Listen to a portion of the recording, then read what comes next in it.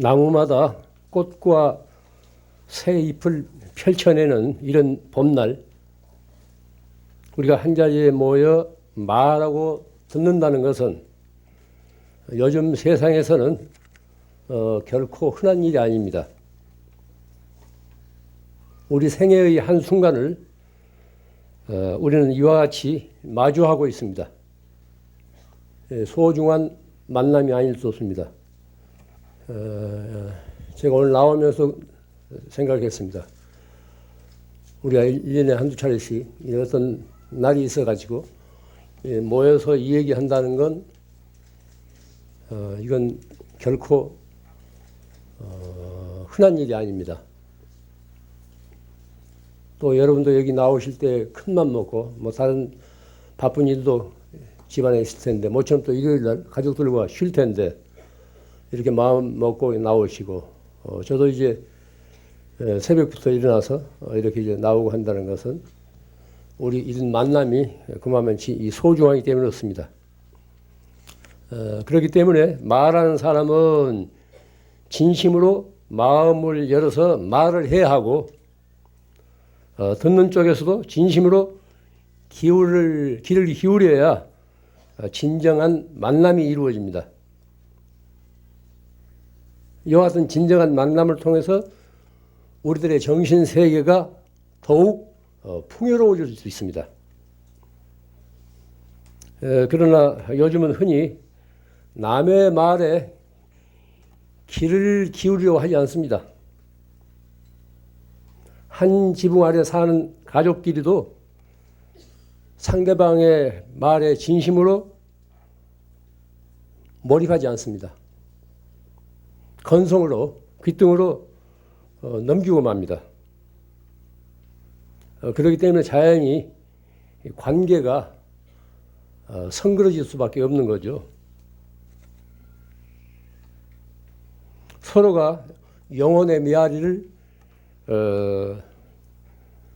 전할 수가 없기 때문에 그렇습니다.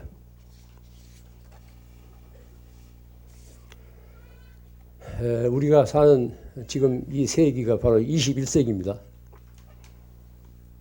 20세기와 크게 이제 다른 점이 몇 가지 있는데 그 중에 또 하나가 이제 정보 매체예요. 요즘은 어디를 가나 인터넷이 활개를 치는 그런 세상입니다. 인터넷을 통해서 무엇인가 또는 누군가와 접속을 하지 않으면 사람 축에 못 드는 그런 세태예요. 20세기와 크게 다른 점이 그렇습니다. 인터넷을 이용한 사람들은 두 사람끼리 혹은 불특정 다수인을 상대로 각자의 자리에 뭉클이고 앉아서 수많은 정보를 주고받습니다. 이때 감정을 교환하는 일은 거의 없습니다. 이것은 어디까지나 정보를 주고받기 위한 간접적인 접속이지 직접적인 접촉은 아닙니다. 간접적인 접속은 어디까지나 일방적입니다. 그렇기 때문에 자기중심적이고 한편 또 이기적입니다. 그렇기 때문에 정이 오고 갈 수 없어요. 한마디로 비인간적입니다. 가끔 외국에 나가서 사신 친지들로부터 뭐 인터넷을 통해서 제 소식을 듣는다는 말을 듣습니다. 그때마다 저는 약간 씁쓸한 그런 생각이 들어요. 접속과 접촉은 발음은 비슷하지만 그 뜻은 전혀 다릅니다. 접속은 간접적이고 일방적입니다. 그러나 접촉은 직접적이고 상호간의 만남이에요. 우리는 지금 이 자리에서 접속이 아닌 접촉을 하고 있습니다. 상대방의 표정을 살피고 눈길을 마주하고 목소리를 듣고 분위기를 함께 누립니다. 때로는 손을 마주잡거나 미소를 짓거나 쓰다듬는 접촉을 통해서 인간의 정이 오고 갑니다. 이와 같이 접촉은 인간적입니다. 깊이 생각해야 됩니다. 이렇게 편리한 정보 수단을 가지고 사는데 왜 그전보다 우리가 더 행복할 수 없냐 이겁니다. 세상은 더 살벌해지고 더 극악해지고 사람들은 더 왜소해집니다. 과다한 정보는 분명 이 공해입니다. 과다한 정보, 지나친 정보는 공해예요. 왜냐하면 정보가 사람의 자리를 빼앗기 때문에 그렇습니다. 그래서 데이터 스모그란 말이 있지 않습니까? 데이터 스모그. 과다한 정보는 이게 하나의 오염, 스모그라는 거예요. 매연이라는 거예요. 공해라는 겁니다. 인터넷으로 접속이 안 되거나 해커들에 의해서 방해를 받을 때 마치 세상이 뭐 종말이라도 온 것처럼 그렇게 야단스럽지 않습니까? 어쩔 바를 모른다고. 왜냐하면은 이런 그 연장의 길이 들었기 때문에 뭐든지 즉석에서 해결하려고 해요. 뭐든 즉석에서 끝장을 내려고 한다고. 참고 기다릴 줄을 몰라요. 참고 기다린다는 것은 인간의 덕입니다. 그런데 이렇게 신속한 편리한 기계 장치에 의존하면서 살다 보니까 뭐든지 즉석에서 해답을 꺼내려고 해요. 젊은이들 사이에 자살률이 높은 것도 그겁니다. 그건 한때의 어떤 고비인데 그걸 극복하지 못하고 뛰어내리지 않습니까? 참고 기다릴 줄을 몰라요. 이때 그는 자기 자신이 영혼을 지닌 인간이라는 사실을 까맣게 잊어버리고 있습니다. 우리가 인간이라는 사실을 까맣게 잊어버리고 있다고요. 자기 자신을 잃어버린 겁니다. 어떤 것이 중요한지 같이 판단을 해야 돼요. 생활의 도구인 그런 정보 매체가 중요한 것인지 자기 자신이 중요한 것인지 같이 판단을 해야 됩니다. 그런 그 매체 앞에서 그냥 쩔쩔매고 어쩔 줄 몰라 하는 것, 참고 기다릴 줄 모르는 것, 모든 즉석에서 해결하려고 하는 것, 이것은 영혼을 지닌 인간이 할 도리가 아닙니다. 할 생활 태도가 아닙니다. 자기 자신을 잃어버렸기 때문에 그렇습니다. 한낱 생활의 도구에 존속되어 가지고 본질적인 삶을 잃어버린 거죠. 이것이 우리가 지금 살고 있는 요즘의 세태입니다.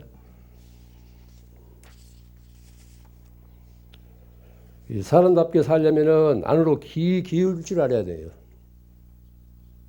바깥 현상에만 팔리지 말고 자기 내면의 소리를 들을 줄 알아야 합니다. 삶의 의미를 어디에 두고 살아야 할 것인지 거듭거듭 물을 수 있어야 돼요. 친구와 살틀한 우정을 지속하려면 한동안 떨어져 있는 시간이 필요합니다. 각자 자기 자신을 확인하는 홀로 있는 시간이 필요해요. 아무리 정다운 사이라 할지라도 늘 한테 엉켜 지내면은 인해 시들어지고 지겨워집니다. 우리가 늘 겪는 일 아닙니까? 좋은 친구란 만날 때마다 서로의 우정을 새롭게 시작할 수 있어야 돼요. 왜냐하면은 친구든 내 자신은 어제의 내가 아니라니까요. 어제의 그 친구가 아닙니다. 오늘의 나는 새로운 나예요. 오늘의 친구는 새로운 친구라고. 이 중고품이 아닙니다. 새로운 우정이 시작돼야 됩니다. 그래야 만남의 의미가 있죠.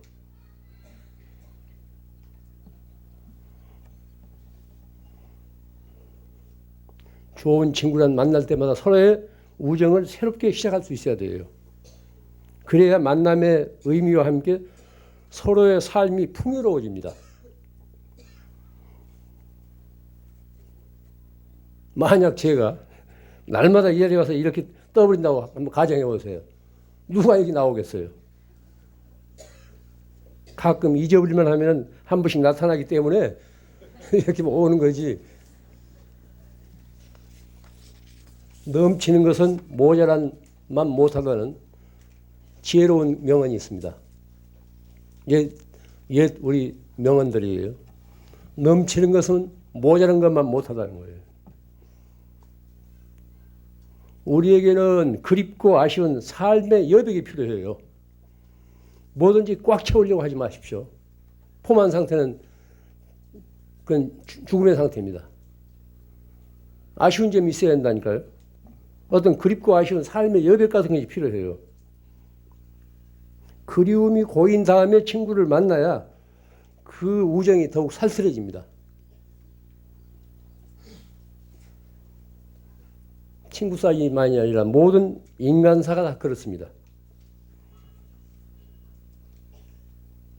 너무 많은 것을 보고 듣고 아는 과다한 정보는 공연한 말을 깊이 새겨두기 바랍니다. 그래서 아는 것이 병이라는 말이 있지 않습니까? 식자우한. 문명의 연장을 알맞게 활용할 줄 알면 그것은 이로워요. 왜냐하면 우리가 필요해서 만들어 놓은 연장이기 때문에 그렇습니다. 필요해서 만들어 놓은 기구이기 때문에 그래요. 알맞게 활용할 줄 알면 그것은 이로운 거예요. 그건 문명의 이익이에요. 그러나 거기에 너무 매달리거나 그 소용돌이에서 해결하지 못한다면 그건 해로워요. 그건 문명의 흉기가 됩니다. 그렇기 때문에 자신의 욕구를 적당히 자제할 줄 알아야 돼요. 현대 우리들은 그 덕이 모자라요. 적당히 자제할 줄 알아야 되는데 자제할 줄을 모른다니까요.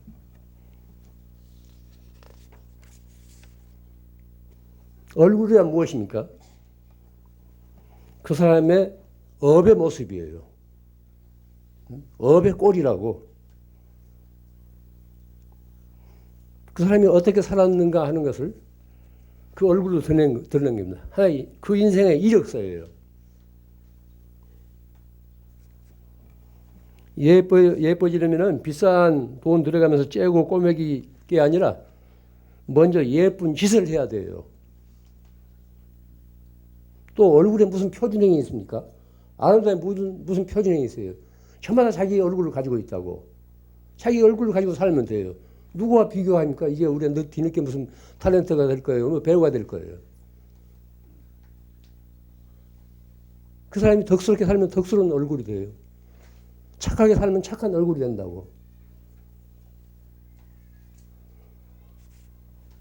성형수술 좋아하지 마세요.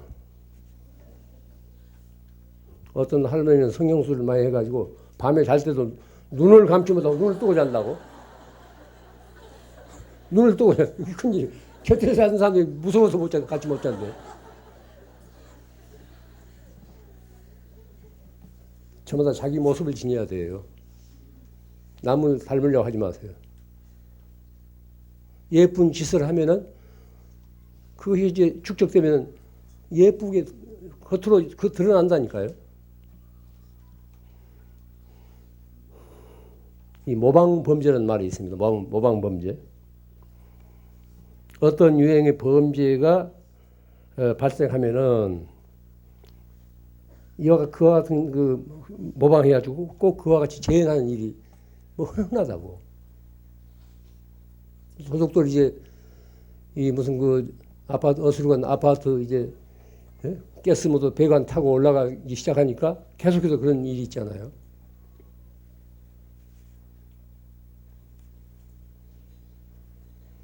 그것은 범죄만이 아닙니다. 자살도 그래. 꼭 모방을 한다니까요. 주의해서 들으십시오. 명심해서 들으세요. 우리가 순간순간 보고 듣고 말하고 생각하는 그것이 우리들 의식에 필름처럼 찍혀요. 우리가 어린 시절에 저질렀던 일 같은 거, 좋은 일이건 언짢은 일이건 불쑥불쑥 어느 때가 그게 다시 떠오른다고요. 까맣게 잊어버렸던 일들이 갑자기 떠오르는 수가 있어요. 그러니까 우리가 일단 경험한 일들은 필름에 내장되는 거예요. 잠재의식을 이룹니다. 이 잠재의식이 어떤 상황을 만나면은 지금까지 보고 듣고 말하고 생각한 그대로 현실적으로 재현을 해요. 이게 업의 파장, 카르마의 파장이에요. 불교의 심리학이라고 할 수 있는 유식론에서는 이를 아주 소상히 밝히고 있습니다. 인간의 마음의 구조를 크게 네 가지로 나눠요. 크게 네 가지로 나눕니다. 우리가 눈으로 보고 귀로 듣고 코로 냄새 맡고 혀로 맛보고 몸으로 감촉하는 것.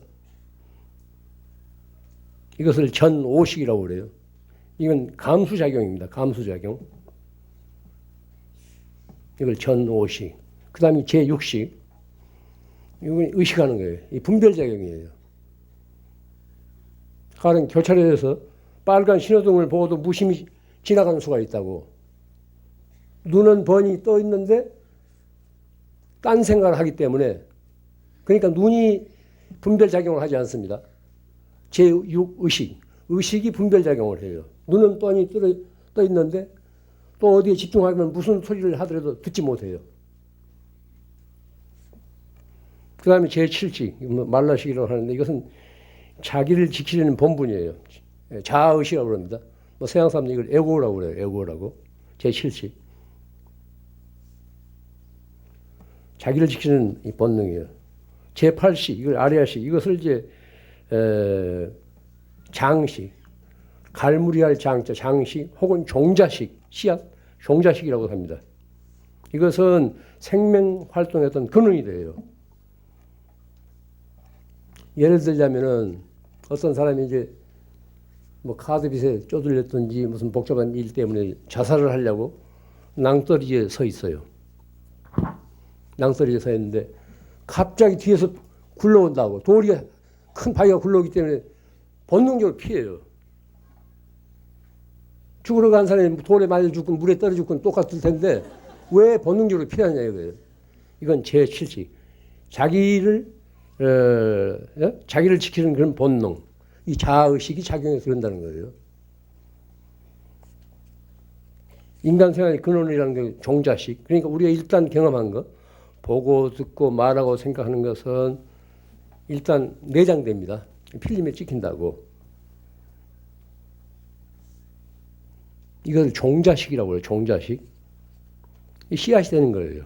그런데 그 씨앗이 다음 행동을 일으킬 수 있는 하나의 요인이라고 해요.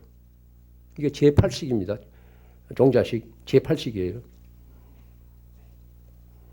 다음 행동을 유발할 수 있는 그런 그 원인체입니다. 이 제8식 씨앗이. 우리 지금까지 보고 듣고 말하고 생각했던 것이 우리 내장된 그것이 그래요. 이 씨앗이 어떤 상황에 이르면은 현실적으로 싹이 트고 오미 트고 활짝 열린다고 해요. 인도 옛 사람들은 이렇게 우리 심리 분석을 그렇게 네 가지로 그렇게 했습니다. 한마디로 하자면은 우리가 보고 듣고 말하고 생각하는 것, 이건 그때 그치지 않고 이건 일단 우리 기억에 내장된다는 거예요. 업이 된다는 겁니다. 또 이런 걸 자꾸 되풀이하면 이것이 훈습, 마치 그 안개 속에서 어시셨듯이 어떤 향기 속에서 어시셨듯이 이걸 훈습이라고 그래요. 훈습을 하게 되면 업장이 두터워져요. 업장이 두터워져 가지고 자기 의지로는 어떻게 할 수 없을 정도로 된다고. 결론적으로 말씀드리겠습니다. 모든 것이 넘치는 오늘 같은 세상에서 제정신을 차리고 자지적인 삶을 이루려면 철저한 자기 관리가 필요합니다. 자기 관리가 필요해요. 자기 자신이 자기를 관리해야 돼요. 남이 한다고 해서 덩달아 따르지 말고 자기 의지대로 살 줄 알아야 돼요. 가치 판단의 기준은 어디에 두어야 될 것인가? 내가 이런 일을 해서 행복할 것인가? 불행할 것인가? 그게 답이에요. 어떤 순간에 속지 마세요. 우리가 순간순간 살지만 어떤 순간에 속지 마시라고.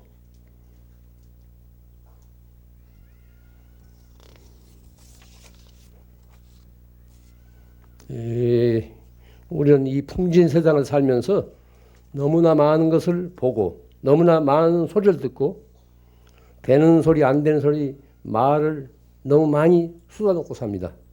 제 자신부터 그래요. 또 이 생각 저 생각 하면서 갑자기 요새 무슨 뭐 노후 대책이 어떻고 뭐 이런 소리에 겁들 먹어가지고 근심 걱정을 미리 가불해서 쓰느라고 밤잠을 못 자잖아요. 그래서 사람들이 그냥 너무 왜소해지고 무기력해지고 그런 인간으로서 기상을 지니지 못해요. 내가 내 인생을 내 뜻대로 살지 못하고 세상의 흐름에 실려서 떠내려가는 표류하는 그런 게 실정입니다. 이런 때일수록 본질적인 삶을 살아야 돼요. 본질적인 삶이란 무언가? 한마디로 하면 보다 단순하고 간소하게 살 수 있어야 됩니다. 보다 단순하고 간소하게 살 수 있어야 돼요. 될 수 있는 대로 적게 보고 적게 듣고 꼭 할 말만을 그것도 아껴가면서 적게 하고 시시한 생각을 제쳐두고 어떤 삶의 본질을 생각해야 됩니다.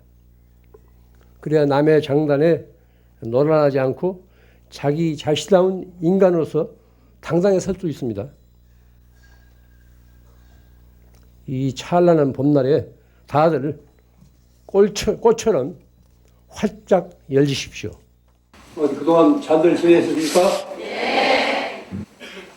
요즘처럼 그 청명한 가을 날씨 속에 살게 되면은 사는 일이 이 새삼스럽게 고맙고 풋풋해집니다.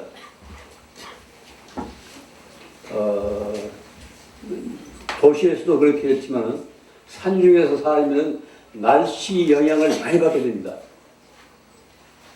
날씨가 우중충하고 또 비바람 치고 그러면은 괜히 짜증나고 오늘처럼 이렇게 화창한 날씨에는 또 마음이 활짝 열려가지고 아주 즐거워지고 그럽니다. 요즘 그 연일 맑게 개인 이 청명한 가을 날씨 덕에 저도 여러 가지로 이제 일상을 흥겹게 지냈습니다.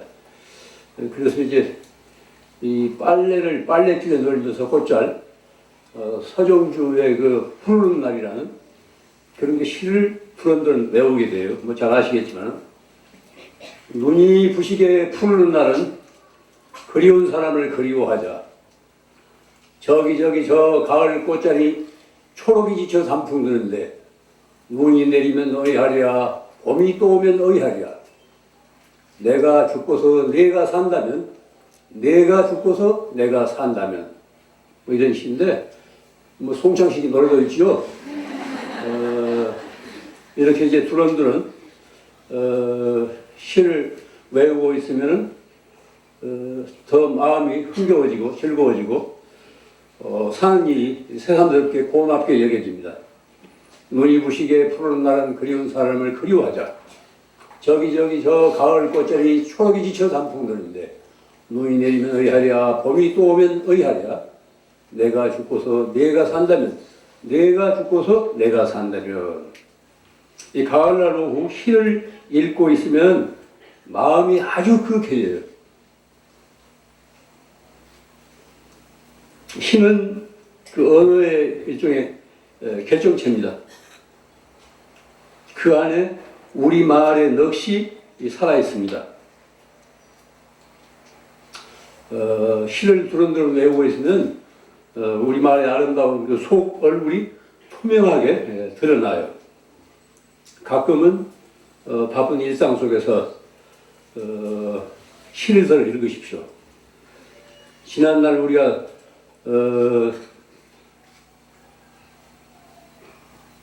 소년이나 소녀 시절, 고등학교 시절, 중고등학교 시절, 선생님은 시절을 외웠지 않습니까? 그래서 세상 살다 보면 이제 까맣게 묵어가지고 시가 뭔지 소설이 뭔지 산문이 뭔지 원문이 뭔지 거의 모두 망각하고 있지 않습니까? 때로는 그런 그 시를 읽으면서 자기 삶을 새롭게 가꿀 필요가 있습니다. 시를 읽으면은 피가 맑아져요. 무뎌진 감성에 녹이 벗겨집니다. 우리들 뭐 세상 험한 세상 사느라고 우리들 감성이 얼마나 무뎌졌어요. 달이 뜨는지 해가 돋는지 별이 있는지 특히 뭐 도시에서는 뭐 환경 자체가 그러니까 그런데 거의 뭐 무뎌지고 있습니다. 저는 요즘 밤으로 당시를 더 읽고 있는데 왕유나 백낙천의 시를 읽고 있으면은 이 사는 일이 새삼스럽게 고마워집니다. 우리는 요즘 눈을 뜨기 무섭게 지겹고 짜증스러운 뉴스에 크게 위축되고 있습니다. 미국발 금융 위기가 어떻고 외환 사정이 어떻고 펀드와 주권으로 몇 조 원을 날리고 농사를 짓지도 않는 사람들이 국민의 세금으로 이루어진 쌀 직부금을 받아가고 들리는 소식마다 우리를 몹시 우울하게 합니다. 경제를 살리겠다고 나선 사람들이 경제를 살리기는커녕 널뛰고 있는 경제에 갈팡질팡 쫓기고 있는 그런 그 실정입니다. 입만 벌면 우리가 경제 하는데 우리는 과연 가진 것만큼 행복한가? 스스로 물을 수 있어야 됩니다. 많이 가진 사람들은 그만큼 더 행복한가? 그렇다고 해서 많이 갖지 못한 사람들은 다 불행한가요? 이것은 물음을 스스로 자기에게 던져야 됩니다. 외부적인 여건만 가지고 행불행을 평가할 수는 없습니다. 많이 가졌으면서도 살 줄을 모르면 불행하고 적게 가지고 있으면서도 살 줄을 알면 얼마든지 행복하게 살 수 있습니다. 그렇기 때문에 행복과 불행은 외부적인 상황이나 여건에만 있지 않고 내적인 수용 여부에 즉 받아들이는 삶의 자세에 행복과 불행이 달려있다고 할 수 있습니다. 요즘처럼 들려오는 소식에 휩쓸리다 보면은 우리들 자신이 너무 왜소해지고 무경해집니다. 살아가는 일에 자신을 잃고 끝없이 방황하게 됩니다. 그러나 이와 같은 외부적인 현상만이 삶의 전부는 아닙니다. 하지만 경제만이 우리 삶의 전부가 아닙니다. 눈을 안으로 돌리면은 보다 긍정적이고 아름답고 향기로운 영역이 얼마든지 있습니다. 늘 우리가 눈앞의 현실, 밤낮 들려오는 그런 뉴스에만 우리가 귀 기울이고 거기에 매몰하다 보면은 삶 자체가 시들해요. 그런 외압에 짓눌려서 안으로 충분한 그 잠재력 가능성이 있는데 그걸 읽기로 하지 않습니다. 우리들 일상생활이 그렇습니다. 그래서 사는 일이 지겹고 시들해지죠. 지금 이 자리에 계신 여러분들도 각자 내 자신이 어떤 맑은 복을 지금 누리고 있는지 한번 돌이켜보세요. 일상적인 생활 속에서 정말 내가 조촐하게 지니고 싶은 그런 맑은 복을 한 번씩 있다면 한 번씩 들어보세요. 들춰보십시오. 뭐 그런 생각을 할 겨를도 없이 우리가 살았고 말문이 흐리니 그런 그 분별도 없이 살았기 때문에 갑자기 생각이 나지 않겠지만 이 다음 한가할 시간에 내가 지금 순간순간 나에게 주어진 맑은 복을 내가 어떻게 받아 쓰고 있는가 한 번씩 그렇게 생각해 봐야 됩니다. 이 글을 읽으면서 저는 새삼스럽게 제 자신의 처지를 생각하게 됐습니다.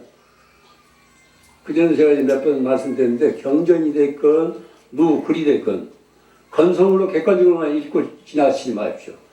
그것을 자기 자신의 삶과 자기 자신의 삶을 그런 거울에 비춰볼 수 있어야 돼요. 그래야 그 경전을 읽는, 그 책을 읽는 의미가 있습니다. 그 경전을 통해서, 그 책을 통해서 자기 자신을 읽는 거예요. 새삼스럽게 제 자신의 처지를 되돌아보게 됐습니다. 제가 산중에서 혼자 지내면서도 기가 죽지 않고 나날이 새로워지려고 하는 것은 무엇인가 내 뒤에서 내 자신을 받쳐주고 있기 때문에 그럴까 하는 그런 생각이 들었어요. 그럼 내 둘레에 무엇이 있는가 한번 돌아보니까 스승과 마을봇이 될 수 있는 몇 권의 책이 있습니다. 이 고마운 존재들이에요. 스승과 마을봇이 될 수 있는 몇 권의 책을 제가 가지고 있다는 사실이 통합된 여겨져요. 둘째, 출출하거나 무료해지려고 할 때, 무료해지려고 할 때 마시는 차가 있어요. 내가 산중에서 살면서 차 맛을 모른다면 무슨 재미로 살까? 이런 생각을 문득 하게 돼요. 단지 차만 마시는 것이 아니고 그 차를 통해서 자기 자신을 들여다보고 또 사물을 보고 생각하고 그런 여유를 갖게 됩니다. 어떤 삶의 아주 맑은 여백 같은 것이죠. 셋째, 혼자 사는 사람들이 딱딱하고 굳어지잖아요. 걸프사는 그 신경질이나 버리고 내가 굳어지려는 그 삶에 탄력을 주는 음악이 있어요. 물론 다행히 그건 전기가 들어오지 않는 것이라서 건전지로 쓰는 조그마한 소리통을 통해서 음악을 들을 수 있어요.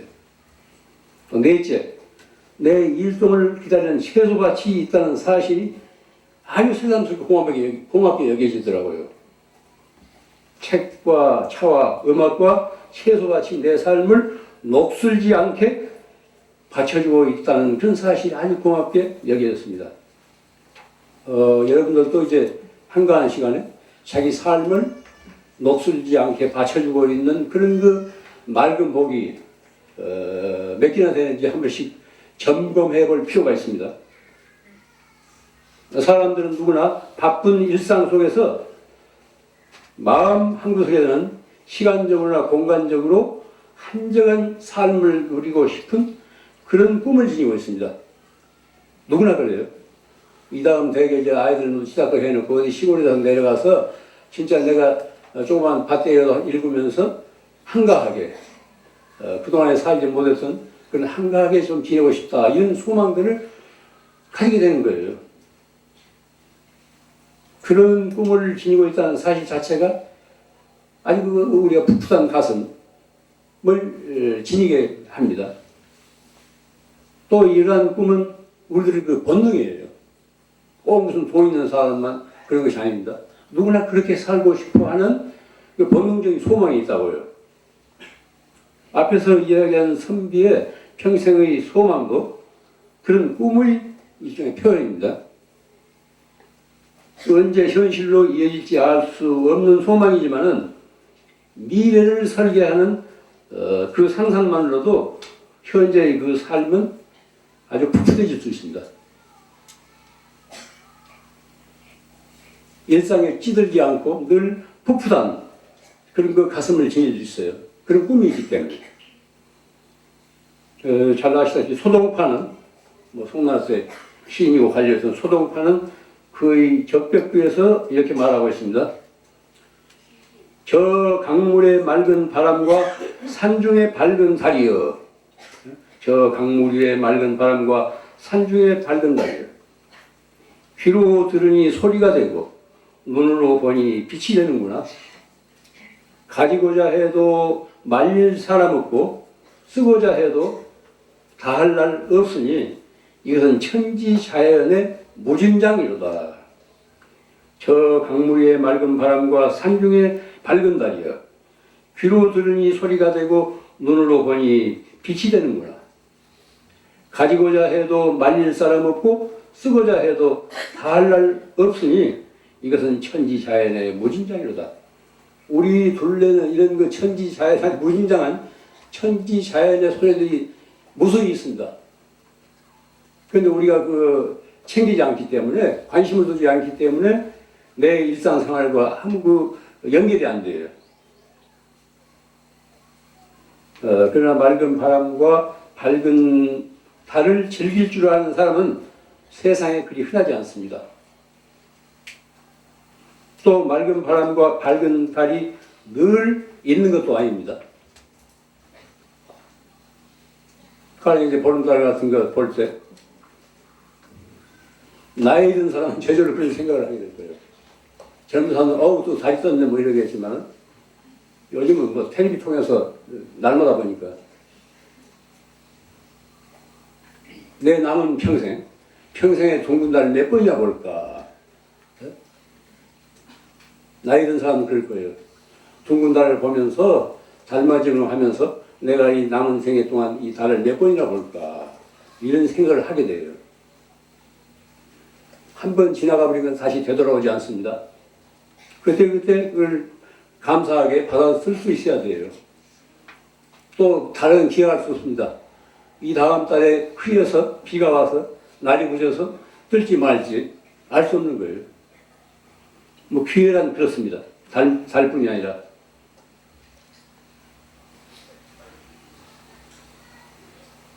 강산은 본래 주인이 따로 없습니다. 강과 산은 본래 주인이 따로 없습니다. 그것을 보고 느끼면서 즐길 줄 아는 사람만이 바로 강산의 주인이 됩니다. 이와 같이 우리 둘레는 우리가 관심을 안으로 기울이면은 우리들의 삶을 보다 풍요롭게 하는 것들이 무수히 있습니다. 그런데 눈을 밖으로만 팔기 때문에 외부적인 상황이나 그 덫에 걸려서 삶을 제대로 이루지 못합니다. 우리 둘레는 이렇게 무진장한 고마운 자연이 기다리고 있어요. 우리를 위로하고 감싸주고 우리를 먹여 살리는 그런 자연이 여기저기 널려 있습니다. 그런데 정신을 밖으로만 쏠리느라고 그걸 찾아내지를 못해요. 있는지 없는지 관심조차 없습니다. 그렇기 때문에 이 좋은 날 스스로 목숨을 끊는 사람들이 무수히 있잖아요. 이 청명한 가을날 우리는 이렇게 앉아서 이런 그 이야기를 주고받는데 오늘 이기지 못해서 오늘도 자살하는 사람들이 30여 명이 있을 거래요. 결코 자랑스러운 통계는 아니지만 우리나라 자살률이 세계 경제 협력기구 국가 중에서 뭐 첫째 간다고 하지 않습니까? 한 해 12,000여 명. 하루로 치면 30여 명이 스스로 목숨을 끊고 있대요. 단 하나밖에 없는 자신의 귀중한 목숨을 스스로 끊고 있는 겁니다. 목숨처럼 귀하고 소중한 것이 어디 있습니까? 단 하나뿐이에요. 다시 되돌릴 수 없는 거예요. 단 이례적인 겁니다. 그런 목숨을 너무도 소홀히 여기고 있어요. 내팽개치고 있습니다. 이 순간에도 병원에서 사경을 헤매는 환자들은 단 몇 분만이라도 더 생명을 유지하기 위해서 산소 호흡기를 떼지 못하고 있는 그런 상황에 있습니다. 환자 자신만이 아니고 가족들도 얼마나 조마조마하면서 단 몇 분만이라도 더 살아있기를 소망하는 그런 그 가족들이 얼마나 많겠습니까? 이런 존엄한 목숨을 너무 무가치하게 내팽개치고 있다는 사실이 아쉬워요. 자기 혼자만 위해서 살거나 죽는 것은 더 따질 것도 없이 수치스러운 일입니다. 그 자랑스러운 일이 못 돼요. 이유가 개인적으로 봐서는 이유가 어디 있건 간에 자기 혼자만을 위해서 스스로 목숨을 내 던진다는 것은 수치스러운 일입니다. 사람은 혼자만 사는 존재가 아닙니다. 이 고마움을 세상과 함께 나누기 위해서 우리는 지금 이렇게 살아가고 있습니다. 이만 마치겠습니다. 좋은 가을 맞이하십시오. 감사합니다.